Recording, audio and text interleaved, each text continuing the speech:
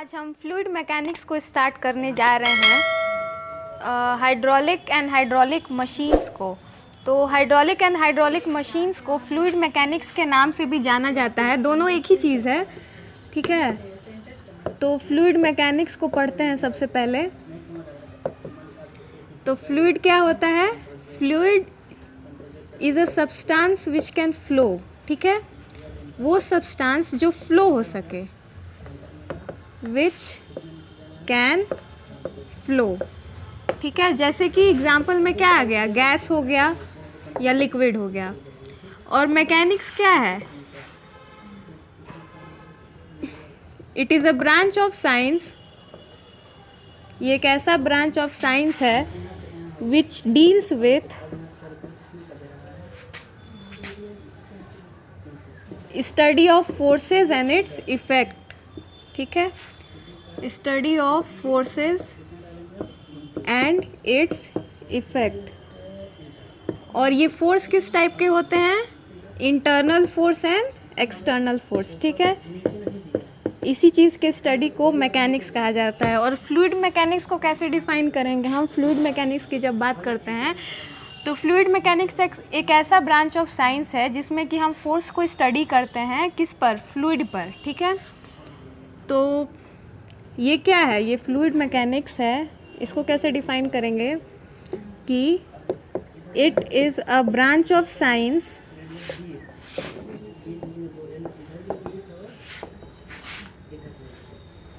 which deals with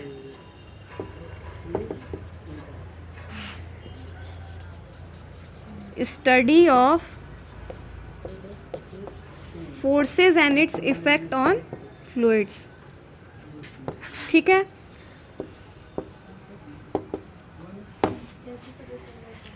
इसे कहते हैं हम फ्लूइड मैकेनिक्स।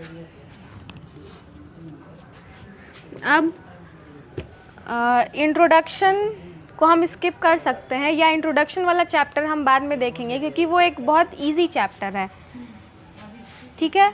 हम स्टार्ट करेंगे प्रॉपर्टीज़ ऑफ फ्लूइड से। इंट्रोडक्शन आप लोग अपने से भी कर सकते हैं या आगे चल के हम लोग बाद में उसको कवर कर लेंगे, ठीक है। तो प्रॉपर्टीज़ ऑफ फ्लूइड से स्टार्ट करते हैं। और नोट्स अगर आप लोग अपना बनाएंगे तो बहुत अच्छी बात है, वरना नोट्स आपको प्रोवाइड कर दिया जाएगा।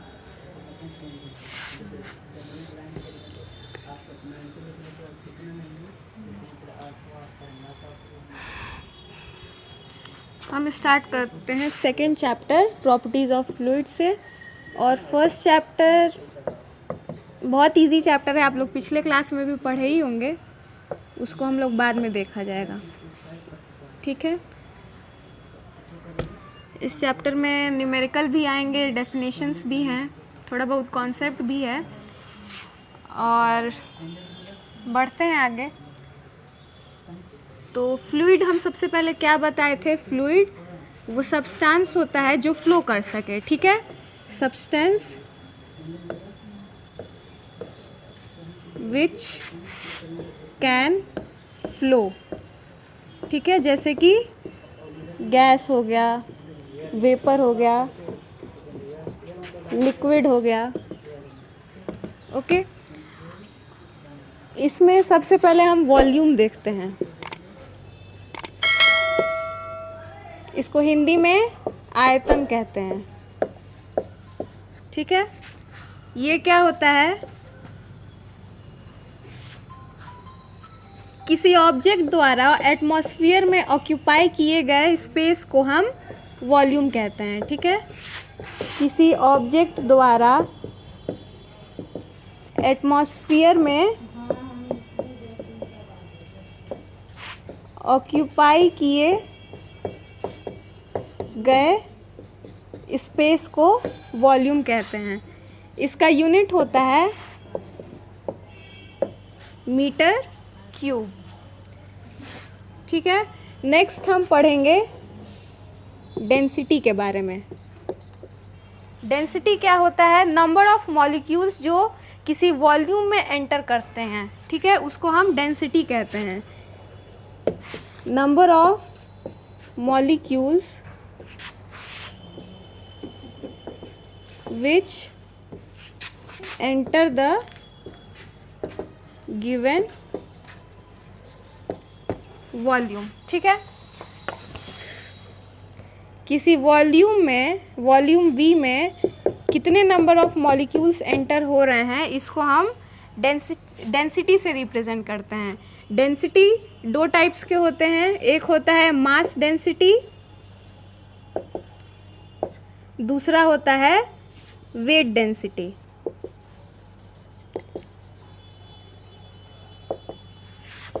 मास डेंसिटी क्या होता है? मास पर यूनिट वॉल्यूम को हम मास डेंसिटी कहते हैं। ठीक है, मास डेंसिटी को हम रो से रिप्रेजेंट करते हैं। ये होता है mass per unit volume. Mass density का यूनिट क्या होता है?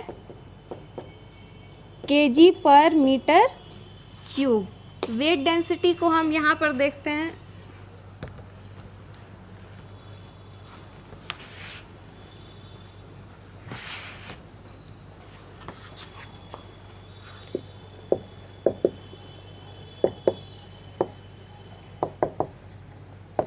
वेट डेंसिटी को हम ओमेगा या गामा से रिप्रेजेंट करते हैं।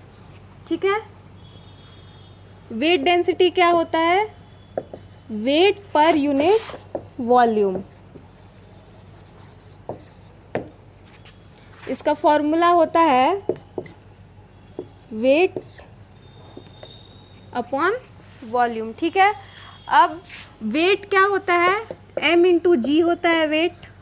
ठीक है, तो इसको हम लोग क्या लिख सकते हैं? वेट के जगह पे m g अपॉन में v लिख सकते हैं। और ये मास अपॉन वॉल्यूम क्या है? मास अपॉन वॉल्यूम अभी हम पढ़े हैं रो है, तो ये क्या हो गया? रो g हो गया। ठीक है, एक रिलेशन ये बन गया।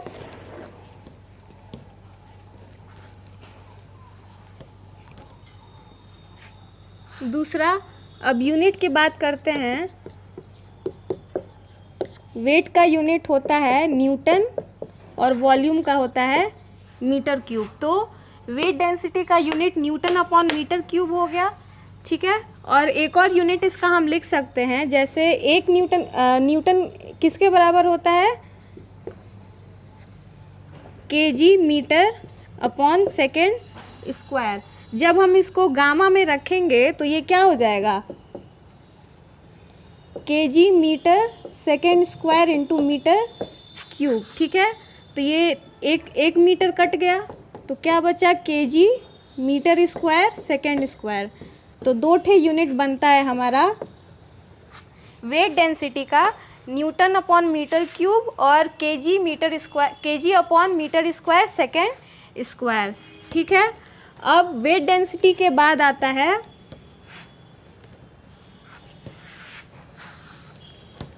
एक नोट लिख लीजिए इसके पहले।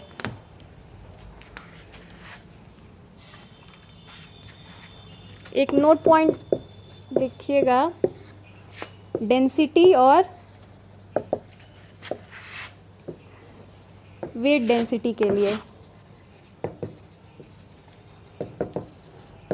ठीक है, डेंसिटी को हम रो से रिप्रेजेंट करते हैं और इसको हम किससे रिप्रेजेंट करते हैं? गामा से या फिर ओमेगा से। ठीक है, तो डेंसिटी ऑफ वाटर कितना होता है? 1000 kg per metre cube. Density of mercury कितना होता है? 13560 kg upon metre cube. Density of air कितना होता है? 1.21 kg per metre cube. Density of steel कितना होता है? 7850 kg पर मीटर क्यूब। ठीक है, और जब हम वेट डेंसिटी को कैलकुलेट करने जाते हैं तो वेट डेंसिटी किसके बराबर हो जाएगा? एक हम फॉर्मूला पढ़े थे कि rho is equal, gamma is equal to rho g. तो इस फॉर्मूला को कैलकुलेट करके हम वेट डेंसिटी को कैलकुलेट करेंगे। ठीक है, तो वेट डेंसिटी ऑफ वाटर क्या होगा? Rho ji. Density of water होता है 1000 इंटू 9.81, कितना हो जाएगा? 9810 न्यूटन अपॉन मीटर क्यूब। फिर रो ऑफ मर्करी क्या होगा, 13560 into 9.81, 13288 newton upon metre cube आ जाता है इसका वैल्यू। फिर हम एयर का कैलकुलेट करेंगे, 1.21 इंटू 9.81, ये किसके बराबर हो जाता है, 11.85 न्यूटन प्रति मीटर क्यूब। और वेट डेंसिटी ऑफ एयर को कैलकुलेट करेंगे तो 7850 इंटू 9.81, ये हो जाता है 76930 न्यूटन अपॉन मीटर क्यूब। ठीक है, तो ये वॉल्यूम और डेंसिटी का टॉपिक हो गया। अब हम रेशियो के बारे में पढ़ेंगे, जिस क्या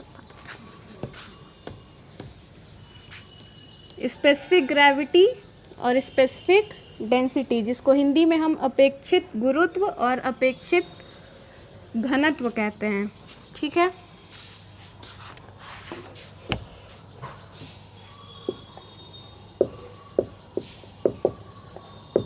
स्पेसिफिक ग्रेविटी या स्पेसिफिक डेंसिटी, इसका हिंदी क्या होता है,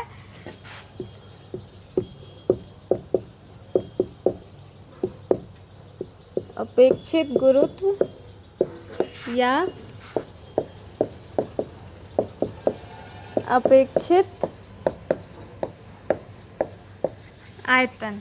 ठीक है, अब ये क्या चीज़ है, it is the ratio of weight density of fluid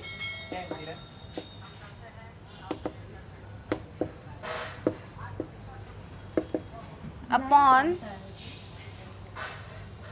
एक minute, weight density of fluid to weight density of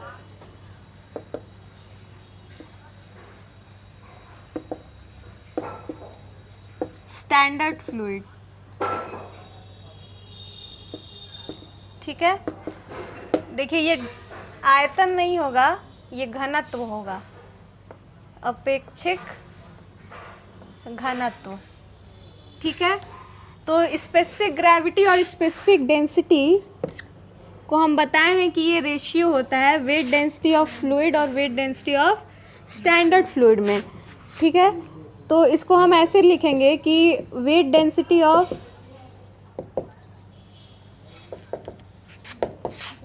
fluid upon weight density of standard fluid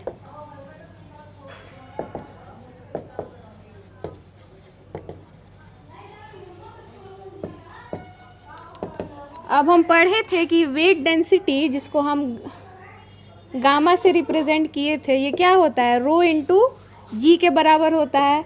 तो ये क्या होगा, rho g upon rho of fluid upon rho of standard fluid into g. तो g से जी cancel हो गया, तो specific density का एक और फॉर्मूला क्या बन गया, डेंसिटी ऑफ फ्लूइड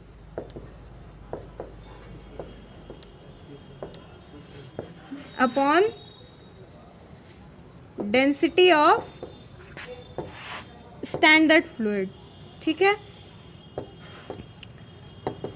दूसरी चीज़, लिक्विड के केस में, for liquid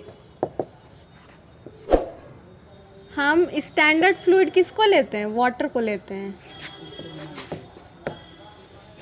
standard fluid we take water. ठीक है, पानी जिसका क्या होता है, जिसका डेंसिटी कितने बराबर होता है, 1000 kg प्रति मीटर क्यूब।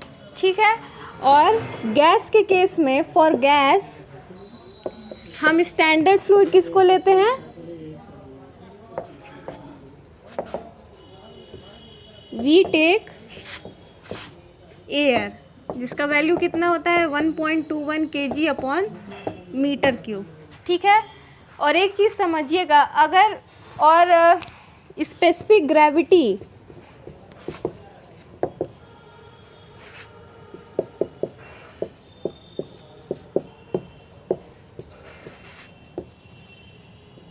इसको भी लिख, डिनोट किससे करते हैं, एस से या जी से, ठीक है।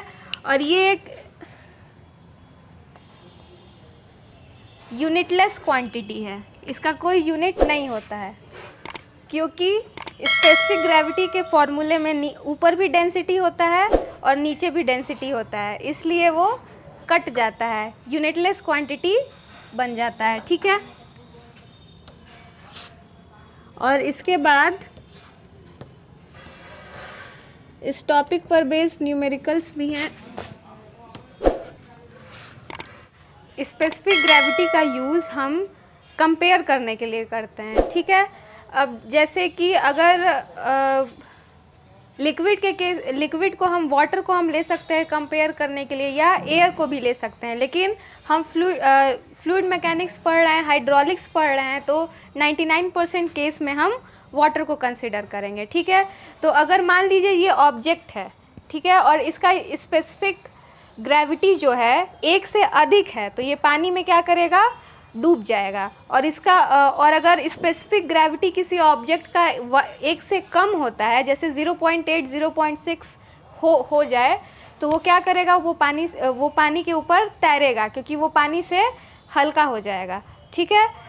जैसे पेट्रोल के केस में हम देख लेंगे, तो पेट्रोल का जो स्पेसिफिक ग्रेविटी होता है 0.8 या 0.6 होता है, तो उसको अगर हम वाटर के ऊपर डालते हैं तो देखते हैं कि पेट्रोल वाटर के सरफेस पर आ जाता है, क्योंकि वो हल्का होता है। और अगर हम नेल ले लें, तो नेल क्या होता है, कटिया जिसको कहते हैं, तो वो भारी होता है, उसका स्पेसिफिक ग्रेविटी जो है वो 1 से अधिक होता है, उसको अगर हम पानी में डालेंगे तो वो उसमें डूब जाएगा। अगर हम बर्फ़ को कंसिडर करें तो उसका 1 से कम होता है, तो 1 से कम होता है तो वो क्या करेगा, वो उसके ऊपर तैरता रहता है, पानी के ऊपर तैरता रहता है, ठीक है। तो ये सब केसेस हम कंसिडर करते हैं स्पेसिफिक ग्रेविटी को कंपेयर करने के लिए, ठीक है। नेक्स्ट पॉइंट हम पढ़ेंगे स्पेसिफिक वॉल्यूम का, ठीक है। अब स्पेसिफिक वॉल्यूम को हम एक और नाम से जानते हैं, स्पेसिफिक मास वॉल्यूम, नहीं, mass volume.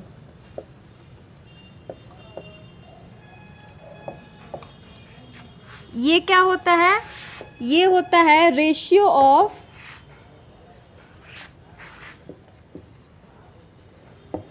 Volume is to mass, ठीक है। इसको हम लोग स्मॉल v से रिप्रेजेंट करते हैं, ठीक है। तो ये मास वॉल्यूम क्या हो जाएगा, वॉल्यूम अपॉन में मास, ठीक है। इसका यूनिट क्या हो जाएगा, मीटर क्यूब अपॉन केजी। यानी कि हम एक तरह से कह सकते हैं कि स्पेसिफिक वॉल्यूम या मास वॉल्यूम डेंसिटी के रेसिप्रोकल है, ठीक है। It is reciprocal of density. तो इससे ये कंक्लूजन ये निकल के आता है कि डेंसिटी का स्पेलिंग DENSITY, ठीक है। तो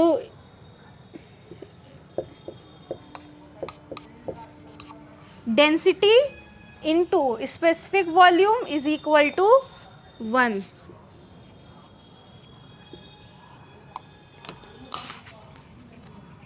आज के लिए बस इतना ही, और आगे हम एडिशन और कोहेशन स्टार्ट करेंगे नेक्स्ट लेक्चर में।